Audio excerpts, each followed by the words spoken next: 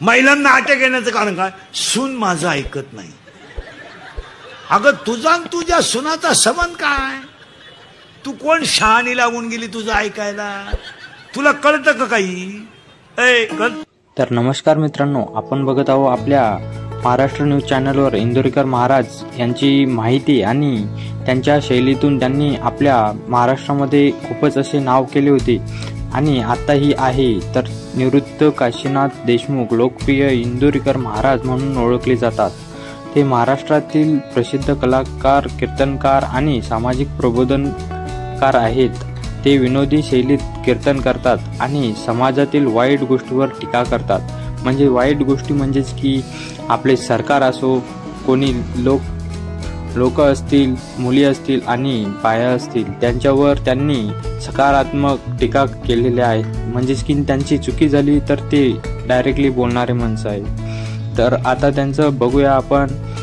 इंदोरीकर महाराज यांचा जन्म कधी झाला? तर जन्म त्यांचा 9 जानेवारी 1972 रोजी जन्म झालेला आहे आणि जन्मगाव इंदोरी, अकोले तालुका, अहमदनगर जिल्हा आणि शिक्षण त्यांचं इतर 4थी पर्यंत शिक्षण झालेलं आहे आणि कार्यक्षेत्रात कीर्तन, सामाजिक सुधारणा आणि विशेषतः विनोदी शैली, सामाजिक समस्यावर आवाज असे त्यांचे भाष्य आहे. तर आजचा त्यांचा पत्ता म्हणजेच की ओझर, संगमनेर तालुका, अहमदनगर जिल्हा.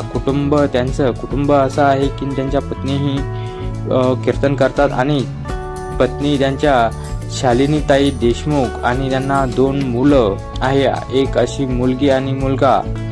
तर कशा प्रकारे आपण आपल्या चॅनलवर इंदोरीकर महाराज यांची माहिती जाणून घेत आहोत. तर आपल्या चॅनलवर कमेंट नक्की करा, म्हणजेच की तुम्हालाही कळेल. आणि इतर माहिती त्यांची अशा प्रकारे आहे की इंदोरीकर महाराजचे कीर्तन आज काळाशी संबंधित उदाहरणे वापरतात आणि ज्यामुळे ते लोकप्रिय झाले आहेत. त्यांनी 2003 मध्ये पहिले कीर्तन जाहीर केले होते आणि ते आपल्या प्रभावी कीर्तन शैली आणि सामाजिक कार्यासाठी ओळखले जातात. ते अनेकदा समाजातील श्रद्धा आणि वाईट गोष्टीवर आपला विनोदी शैली टीका करतात.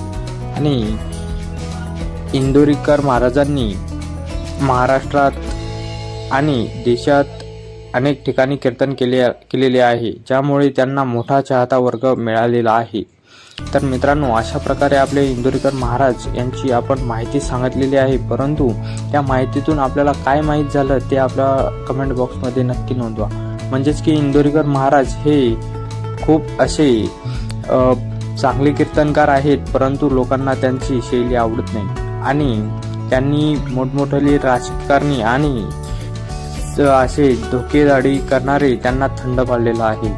तर त्यांची शैली अशा प्रकारे आहे मित्रांनो की त्यांचं कीर्तनही ऐकायला भक्कम असे जनता येतात आणि त्या जनतेच्या माध्यमातून ते चांगल्या गोष्टी आणि वाईट गोष्टी हे सांगत राहतात. परंतु काही लोकांना त्यांची टीका आवडत नाही आणि त्यांच्यावर केसेसही झालेले आहेत, हेही आपण बघू शकतो. परंतु त्या माध्यमातून आपले इंदोरीकर महाराज यांनी खूपच असं नाव कमावलेलं आहे.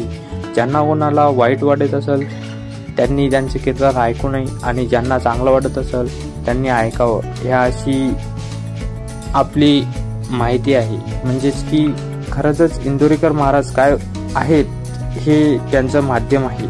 तर मित्रांनो, अशा प्रकारे आपण आपल्या चॅनलवर सर्व माहिती दिलेली आहे.